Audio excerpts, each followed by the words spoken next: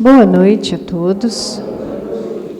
Sejam todos muito bem-vindos e desejamos a todos um bom ano, né? Que seja um ano muito melhor do que foi o ano passado, né? Que seja um ano mais calmo, mais pacífico, um ano onde a gente consiga ter mais raciocínio lógico para desenvolver as nossas habilidades, para que a gente consiga resolver nossos desafios, né? E a gente vai dizendo que assim seja, né? Em nossas vidas. Então vamos iniciar as nossas atividades, agradecendo a Deus porque estamos aqui, eu em especial, agradecendo a Deus porque estou aqui de volta, né? E então vamos fechar os nossos olhos por um minutinho, para que a gente se envolva um pouquinho com a espiritualidade, tá bom?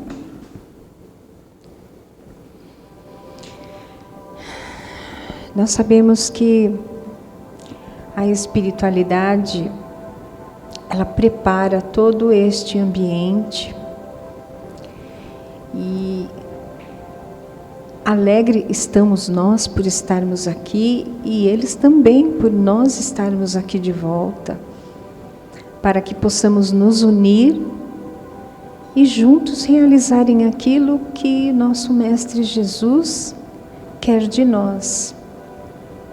Então estamos aqui mais uma vez para aprender a desenvolver o amor, a serenidade, desenvolver a empatia e muitos outros atributos que nós temos.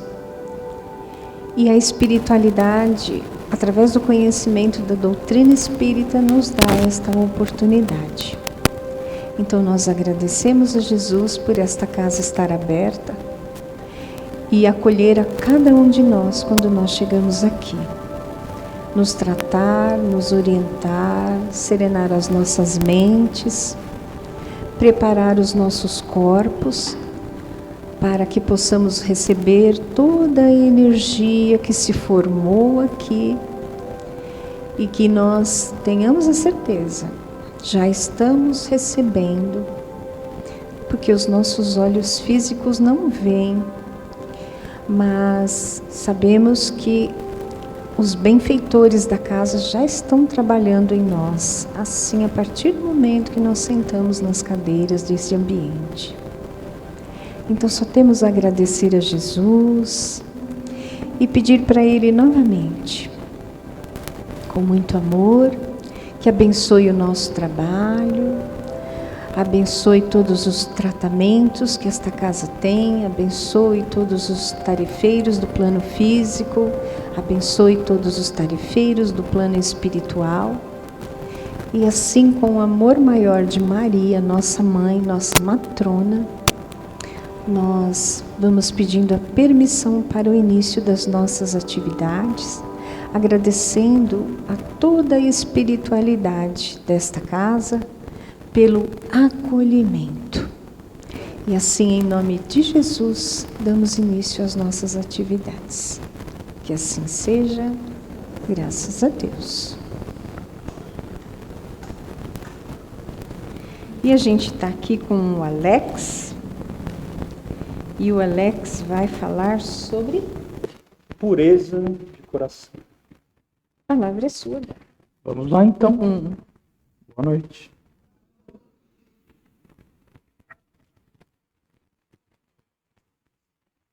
Pureza de coração. Bem conhecida aquela passagem do Evangelho em que Cristo ensina que o reino dos céus, o reino de Deus, é daqueles que se assemelham a uma criança. E é certo que não haja maior símbolo de pureza fora a criança. Quando a gente olha para uma criança, pode ser que aquele espírito carrega coisas rudes, coisas agressivas, algo muito corrupto. Mas na criança, dificilmente a gente vê aquilo.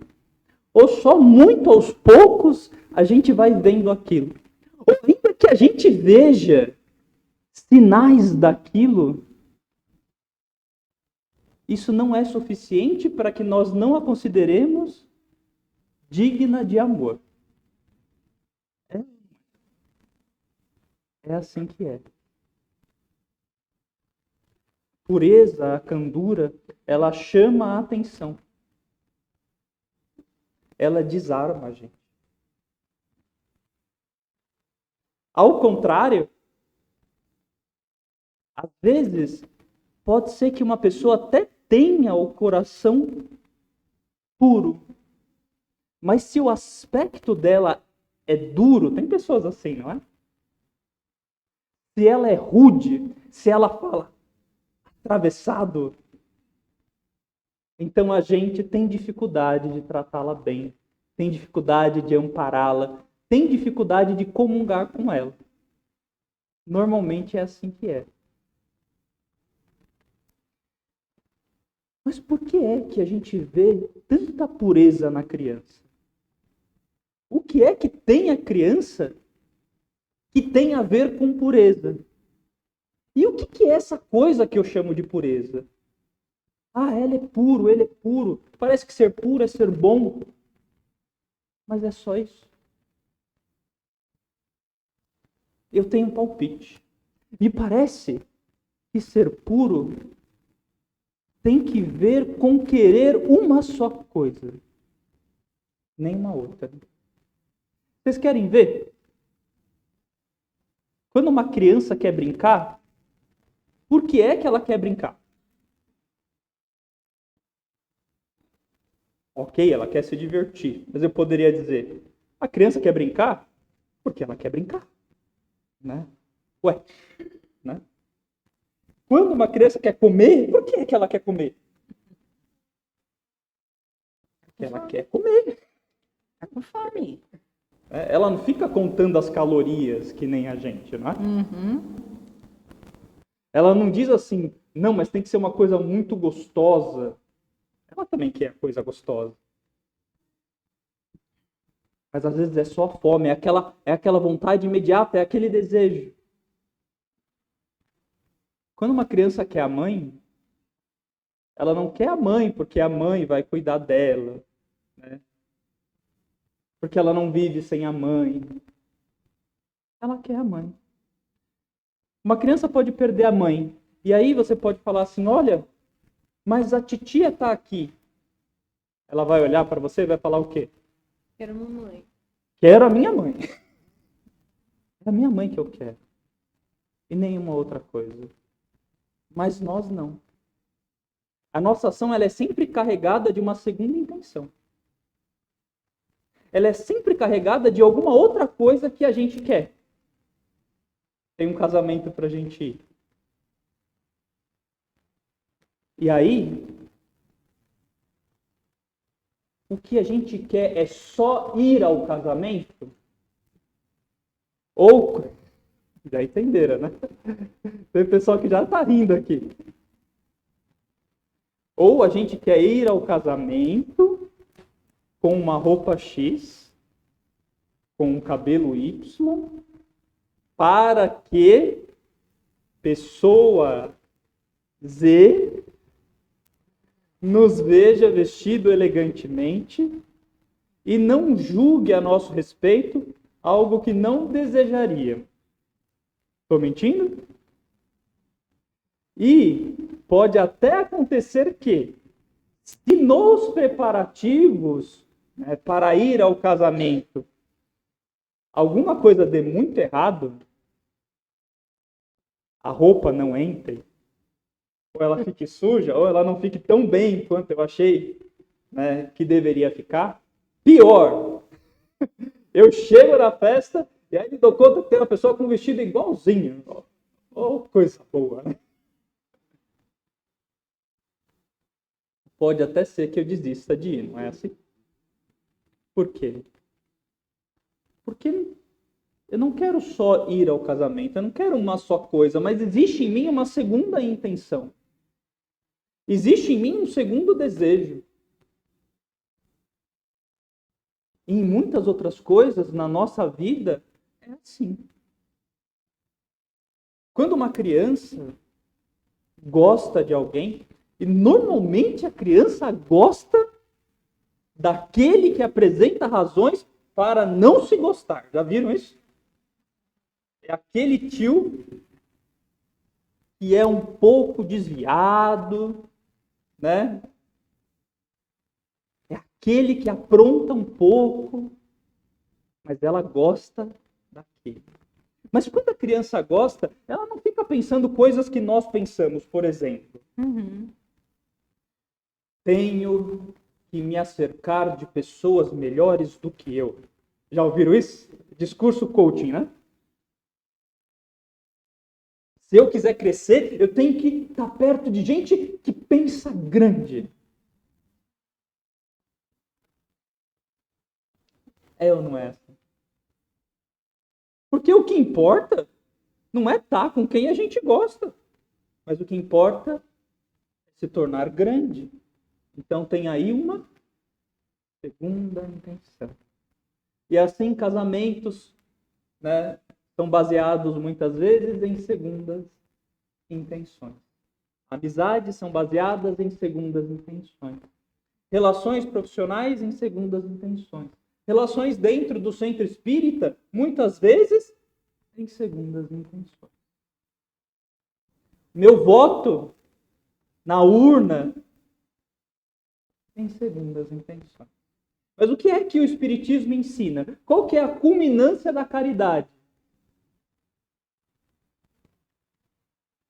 A melhor caridade, a caridade mais alta, a caridade mais pura, se vocês preferirem, é aquela que é feita com amor, muito bem. Mas, normalmente, na doutrina, ela é acompanhada de uma expressão. Que expressão é essa? Desinteresse pessoal. E o que é o desinteresse pessoal, se não ter uma segunda intenção? Fazer por nobreza, fazer por grandeza de espírito, fazer porque é bom fazer. Querer o bem por querer o bem e mais nada. Assim como uma criança quer o que quer. Deu para entender? Então, se não formos como uma criança, não entraremos no reino dos céus. Enquanto tivermos esse monte de segundas intenções, enquanto estruturarmos a nossa vida em torno disso, não vai dar. Vocês conhecem aquela passagem em que Cristo diz assim: deixai vir a mim os pequeninos, ou então deixai vir a mim as criancinhas. Às vezes a tradução está de um jeito, às vezes está de outro. Então as crianças querem chegar perto e os discípulos não deixam. Né? Aí Cristo vai lá e passa um sabão neles. Fala assim, não, deixa eles. Porque é deles o reino dos céus. É a mesma passagem. É a mesma passagem. Porque em seguida ele diz, né? Pois eu digo que se vocês não forem como um desses pequeninos, vocês não entrarão. Olha só que interessante essa passagem. Porque quem é que deveria estar facilitando o acesso a Cristo? Não é justamente os discípulos? E quem é que está dificultando? Não é justamente quem deveria estar facilitando? Me faça entender? Pois não é verdade que na nossa vida muitas vezes é exatamente isso que acontece? Aquele que deveria estar favorecendo o acesso ao espiritual é aquele que atrapalha. É aquele que diz não, não pode. E aí vem uma soma de razões do porquê não pode. Estão me entendendo? Estão conseguindo identificar isso na cabeça de vocês? É como se o discípulo dissesse assim: esse lugar é meu. Entendem o que eu digo? Esse lugar é meu. Esse lugar próximo ao Cristo é meu. Eu controlo o acesso. Eu digo que requisitos você tem de preencher para que você possa estar aqui. Às vezes, esse requisito é um requisito moral. Às vezes, esse requisito é um curso. Às vezes, esse requisito é um batismo, um rito. Tem muitas maneiras de eu interditar o acesso a alguém, ao que é superior, a esse lugar privilegiado. Vejamos um exemplo. Coisa do nosso cotidiano, coisa de espírita, porque fica mais fácil de a gente entender, né? Eu já dei esse exemplo aqui, mas vale a pena dar de novo. Um médium recebe uma mensagem de um espírito que tem um nome venerável, que tem um nome elevado. Aí eu olho assim e falo assim, não pode ser. Deve ser coisa da cabeça dele. É ou não é? Logo ele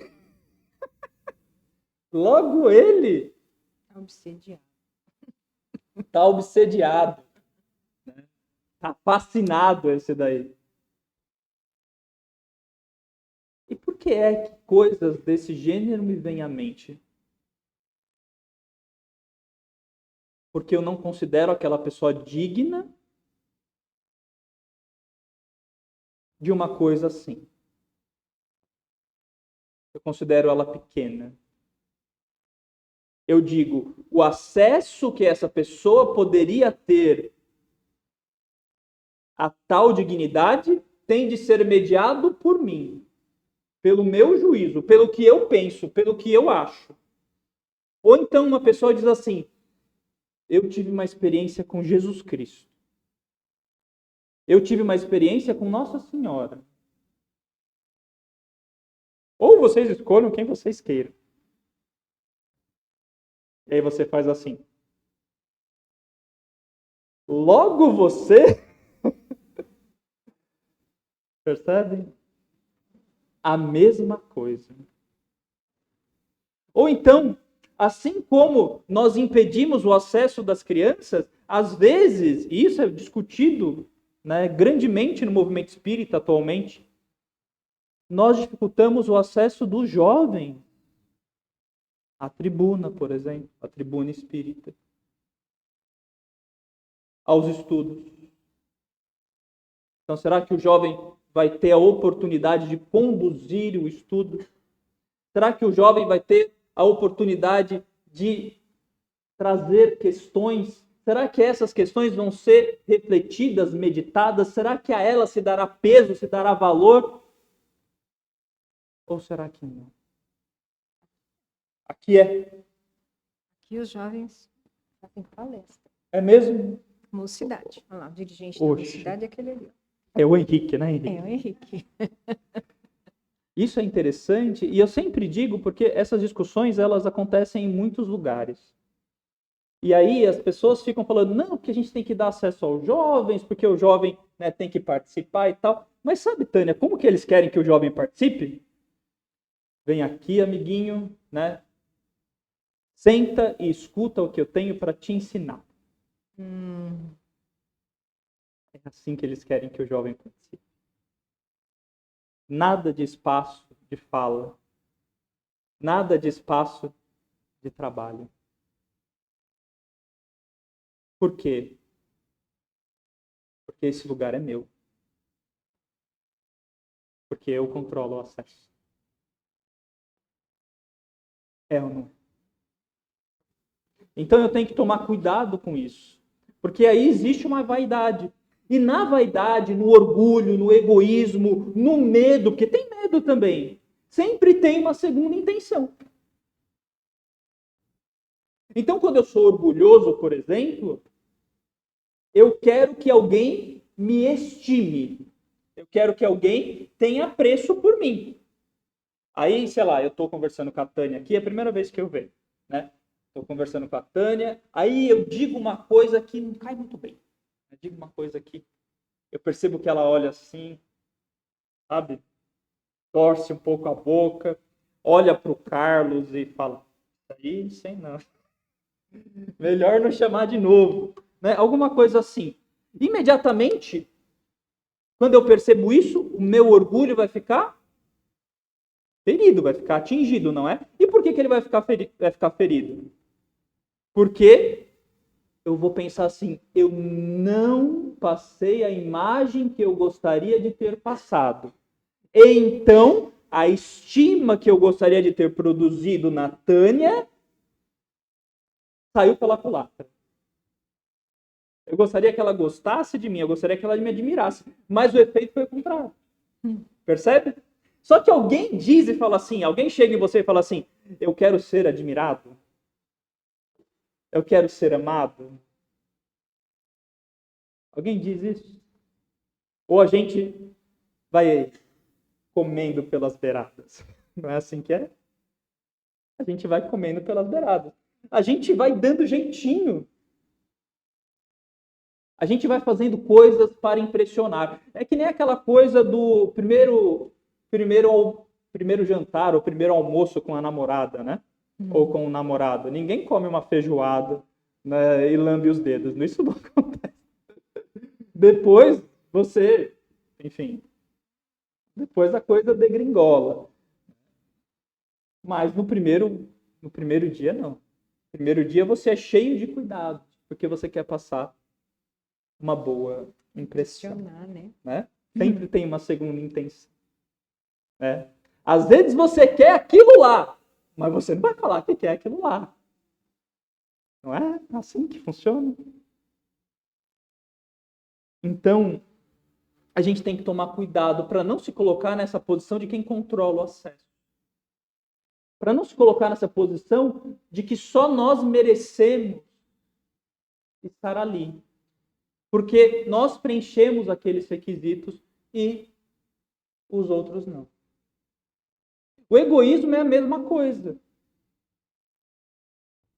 Então, assim, às vezes, pode ser que eu, enquanto presidente de um país, invada um país.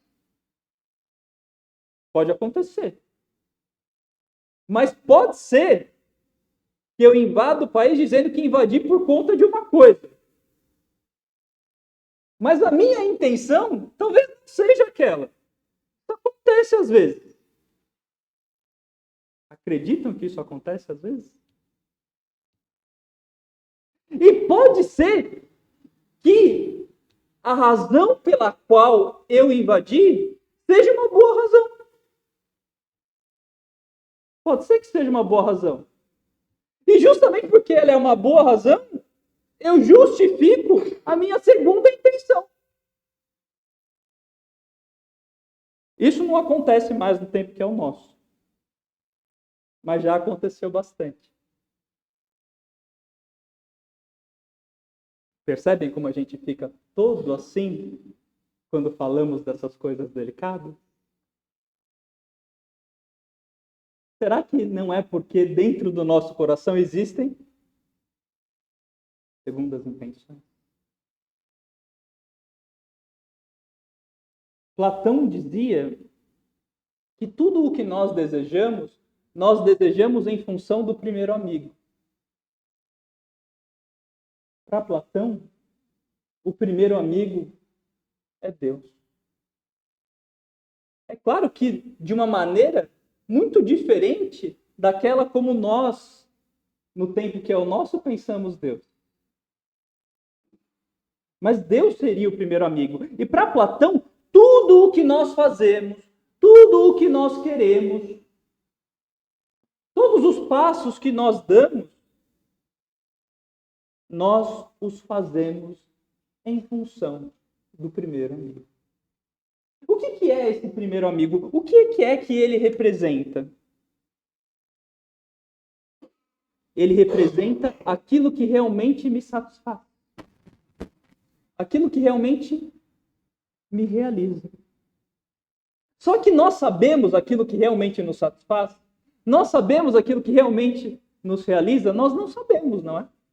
A gente fica procurando. A gente fica supondo. A gente fica testando. Mas a gente não sabe o que é. E porque a gente não sabe o que é, a gente deduz que seja uma outra coisa. E é por isso que nós temos segundas intenções. E é por isso que nós não queremos uma coisa só. E é por isso que nosso desejo não é puro, porque ele é uma soma de coisas. Ele é uma mistura de coisas. Então, por exemplo, eu quero me curar, mas eu não quero tomar o remédio. Então eu quero duas coisas, não é? Às vezes a prova, às vezes a expiação tem que ver com isso. É como chegar em casa e dizer assim: ai, eu queria já ter tomado banho. Já aconteceu com vocês? Comigo já aconteceu. O que é que significa eu queria já ter tomado banho? Significa que eu quero tomar o banho, mas não quero ter trabalho de tirar a roupa, né, ligar o chuveiro, né, e escovar os dentes, e etc, etc. Eu não quero. Percebe? Pois bem. E aí, o que é que acontece, meus amigos? A doutrina, ela ensina que a pureza, ela tem que ver com uma coisa chamada individualização do espírito. Às vezes, essa palavra, ela é traduzida de uma maneira diferente. Ela é traduzida como individuação. Isso normalmente não é tratado nos cursos e tal, né? Às vezes sim, às vezes não, mas é um assunto um pouco mais cifrado, por assim dizer. Individuação, ser uno ou ser um só, o que significa isso para o espírito? Difícil, né? Vamos pensar assim. Quando eu olho para alguém, quando eu olho para a Tânia, aqui do meu lado, a Tânia tem uma certa voz, tem um certo aspecto, uma certa maneira de se comportar. Ela tem um cargo aqui no centro, né? Ela tem, digamos assim, incumbências. E aí eu junto todos esses sinais, articulo eles e digo: Tânia. Percebe? Ou eu junto todos esses sinais e digo Henrique. Ou eu digo Carlos. Ou eu digo Alex. Ou eu digo Enio. Percebem? São sinais, são traços por meio dos quais eu identifico quem é aquela pessoa. Normalmente é assim que nós nos fazemos presentes. Normalmente é assim que nós nos apresentamos a alguém, que nós dizemos: eu estou aqui. Porque da mesma forma que a pessoa nos reconhece dessa maneira, nós também a reconhecemos dessa forma. Eu não lembro se é até 8h35 ou até 8h40. Dá para ir até 8h40. Beleza, então. Vamos lá. Estão me entendendo? Mas vocês percebem que esses traços, que esses sinais, eles não são uma coisa só? Mas eles são uma soma de traços? Uma soma de sinais? E, no entanto, é dessa forma que eu me reconheço como um misto de coisas, uma mistura de coisas. Se essa água aqui tem pozinho, tem areinha, tem coisinha, então é só água? Não é só água. Então é uma coisa pura? Então não é pura.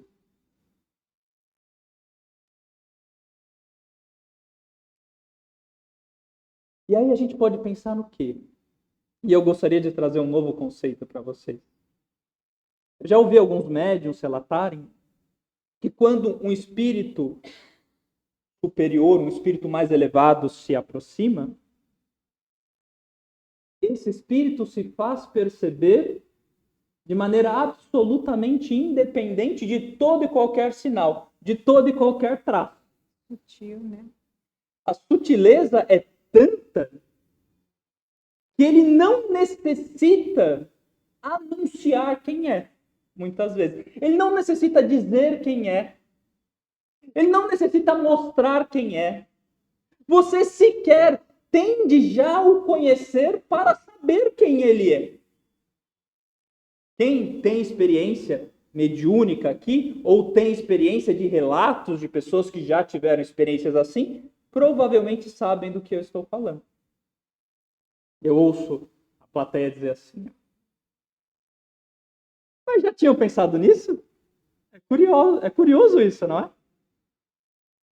Então vejam que a maneira como esse espírito se apresenta a mim, ela é una.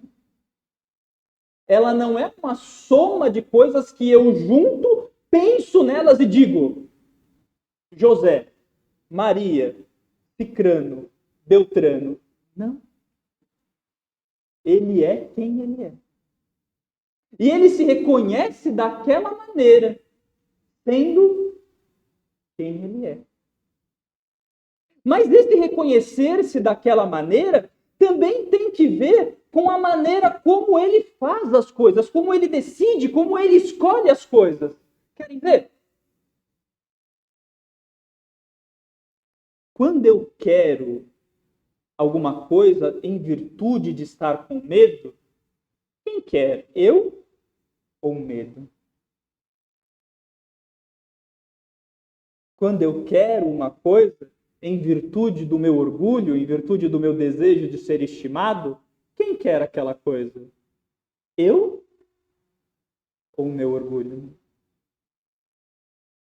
Quando eu quero uma coisa porque eu tenho medo de que aquilo pode vir a faltar, ou eu acho que só eu sou merecedor daquilo e nenhum outro é tão merecedor como eu, ou seja, quando eu quero uma coisa por egoísmo, quem é que quer essa coisa?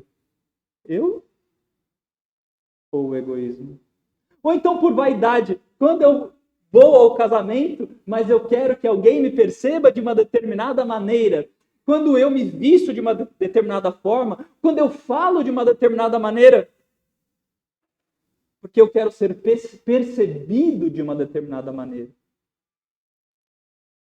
Quem é que está ali? Eu? Quem é que está ali escolhendo, decidindo? Eu ou a vaidade? Percebem? Não existe unidade. Porque a minha decisão, a causa da minha ação, ela está em alguma coisa fora de mim. Ela está em alguma coisa que é estranha a mim, que é estranha àquilo que sou. E é por isso que eu não sou livre. E é por isso que eu não sou um. E é por isso que eu não sou puro. Mas no momento em que eu quero uma só coisa, assim como a criança quer uma só coisa, assim como a criança só quer a mãe, assim como a criança só quer brincar, assim como uma criança só quer comer, e nenhuma outra coisa. Quando eu só quero aquilo que eu quero. Porque quando eu amo e quando eu estou apaixonado, eu olho para a pessoa que eu amo. Quando a mãe olha para o bebê nos braços dela, ela fica pensando assim, talvez antes do bebê nascer, ela pense, pô, esse bebê aqui vai ter que me fazer abandonar minha carreira. Ou vai ter que me fazer suspender minha carreira. Né? Ou aquele dinheiro que eu estava guardando para tal coisa, talvez eu tenha que abrir mão. Talvez a mãe pense nisso. Ou então será meu corpo, talvez não fique tão bonitinho como eu gostaria que ficasse. Mas quando ela olha para aquele bebê, ela diz, com perdão da expressão, vá à fala. Tudo o que eu quero, tudo o que eu amo, está aqui. E eu não preciso de mais nada. E ainda que eu fosse para o inferno por amar essa criança, o que não faz nenhum sentido, eu a amaria.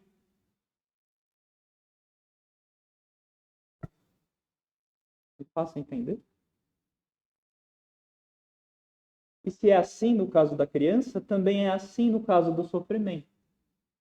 A tal ponto que eu possa dizer assim, ainda que eu seja cuspido, ainda que eu seja humilhado, ainda que eu seja desprezado, ainda que eu não seja compreendido, ainda que me coloquem na cruz, eu continuo querendo o que quero. Eu continuo decidindo por amor e não por outras coisas que são estranhas a mim. Meus amigos, essa era a mensagem dessa noite. Eu espero ter dado a pensar e espero ter incomodado um pouco. Eu costumo dizer que às vezes nós queremos um espiritismo que só alivia, que só consola, que só facilita. Mas a função do espiritismo tem de ir além disso, porque ele tem de ter uma função transformadora. Ele tem de mexer comigo. Ele tem que me fazer querer alguma coisa. E quando eu quero uma coisa, é porque eu sinto falta dela. Então, que nós possamos querer essa coisa, sentir a falta dela e que essa falta possa doer. Porque é quando ela começa a doer que a gente começa a buscar. Eu agradeço muito a atenção de vocês, né? E até a próxima. Grato, grato.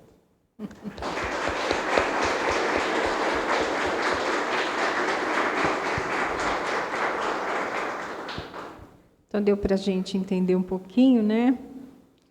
Quanto a gente está longe de saber amar, né? A gente está longe. Né? Tem um pensador que eu gosto muito, Tânia, chamado Jiddu Krishnamurti. Né? É um pensador, um homem muito corajoso, que foi presidente da Sociedade Teosófica e que dissolveu a Sociedade Teosófica, né? Dizendo no discurso de dissolução: eu dissolvo essa sociedade porque toda organização é burra. Né? Isso é uma outra história. Né? Mas ele estava querendo dizer o quê? Ele estava querendo dizer que, às vezes, o amontoado de regras, às vezes, o amontoado de procedimentos não respeita a natureza das coisas, não respeita a natureza do espírito. Às vezes, eu não preciso de etapas, regulamentos, leis para amar. Como ninguém diz assim, ou ninguém deveria dizer, eu estou indo para casa porque eu tenho de ver a minha mulher, ou eu preciso amar a minha mulher. Quem diz que precisa amar a mulher é porque não ama. O amor é mais simples. E eu comecei a falar disso e eu já encerro. Eu estou falastrão demais, né? Não responda, por favor, guarda com você.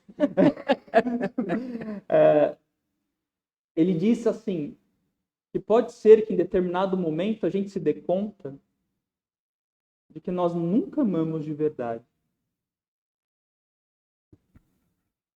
Porque se no amor que eu dei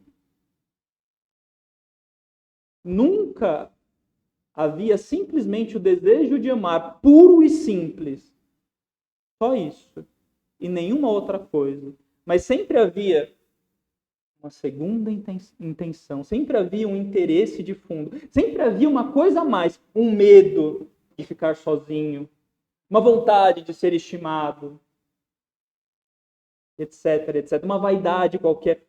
Se tinha outra coisa, então é amor? É amor. Mas não é só amor, porque faltou pureza. Isso aí. Então tá bom. Vamos dar continuidade aqui. Obrigado mais uma vez, viu?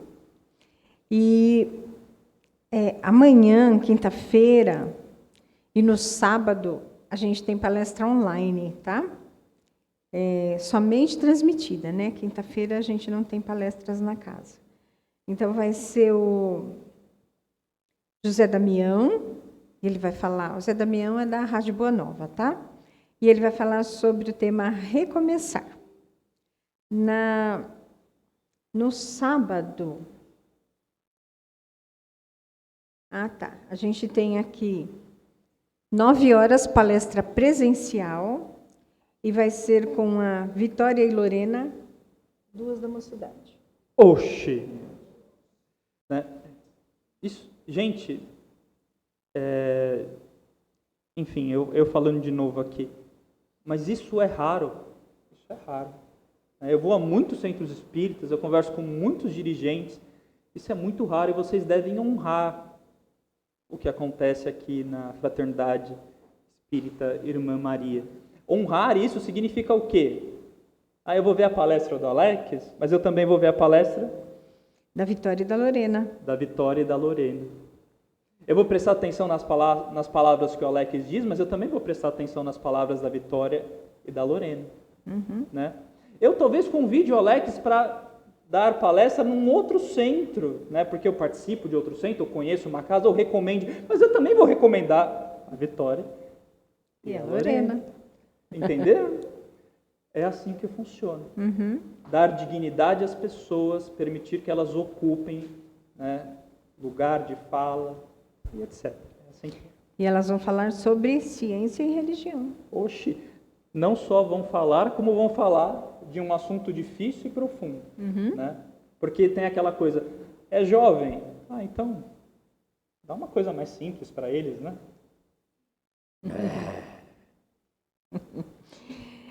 E no sábado, somente online às 20 horas, na turbulência do dia a dia, como nós espíritas devemos proceder, com Aderbal Luiz Sereno, tá? Essas são as palestras da semana. O curso do Genival Batista, ele retorna dia 2 de fevereiro, tá? E aí a gente tem aí os recadinhos da cesta básica, né? O ano está começando, mas é um trabalho contínuo, é um trabalho frequente.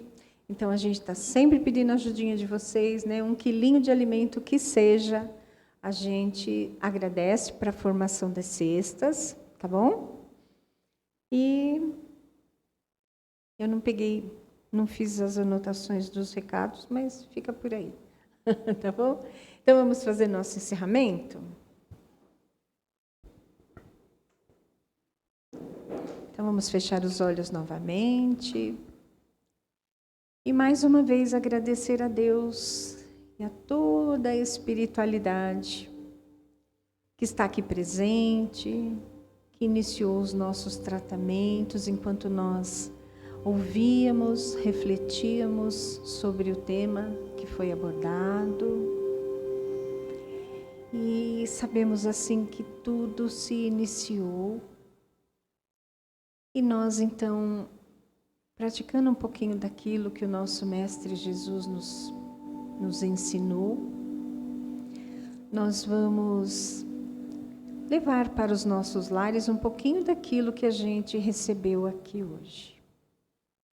Vamos levar o nosso pensamento até o local onde é o nosso lar, as pessoas que lá estão nos aguardando, que possamos emanar amor, principalmente para aquelas pessoas mais difíceis da convivência.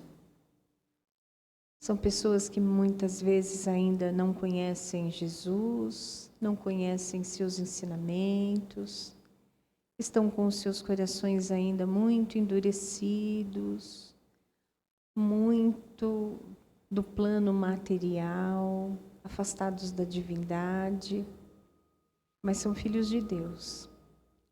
E Jesus, em suas promessas, disse que nenhuma das ovelhas escapa do seu rebanho. Então, todos nós, um dia seremos tocados por Jesus. Então, que essa energia, essa vibração que está aqui, possa ser levada através dos nossos pensamentos, envolvendo então todo o ambiente em que nós vivemos, onde nós pedimos a espiritualidade que possa ser levado à paz, à harmonia, à serenidade, à saúde emocional, à saúde espiritual, à saúde física, consequentemente. E assim, então, nós vamos pedindo à espiritualidade que junte um pouquinho de cada um de nós, desta vibração que estamos emanando, e envolva também todo o nosso planeta, onde há guerras, onde há dor, onde há sofrimento, onde há abandono, as pessoas que estão nas ruas, aos desempregados, a todos aqueles que precisam da luz, do amor de Jesus. E nós agradecemos a oportunidade de doarmos um pouquinho daquilo de bom que nós temos dentro de nós, oferecendo ao nosso próximo tudo o que gostaríamos de ter, praticando assim o amor que temos ainda tanto a aprender.